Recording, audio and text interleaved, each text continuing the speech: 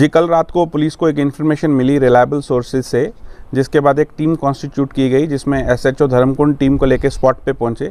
काफ़ी देर वहां पे सर्च करने के बाद जैसा कि आपने देखा एम्यूनिशन हमें वहां मिला। एम्यूनिशन के साथ काफ़ी चीज़ें और भी बरामद की गई, जिसमें 179 राउंड्स हैं, 2 मैगजीन्स हैं, एक वायरलेस हैंडसेट है, 2 यूबीजीएल ग्रेनेड्स हैं, साथ में उनकी रॉड है और एक बाइनोकुलर है। फर्दर इसमें किस तरह की कार्रवाई रहेगी आपके द्वारा? फर्दर इसमें ऑलरेडी रेलेवेंट सेक्शंस में एफआईआर दिया जा चुका है, इन्वेस्टिगेशन स्टार्ट कर दी गई है। बाकी इसमें जैसे जैसे डेवलपमेंट होगी वो अपडेट कर दिया जाएगा।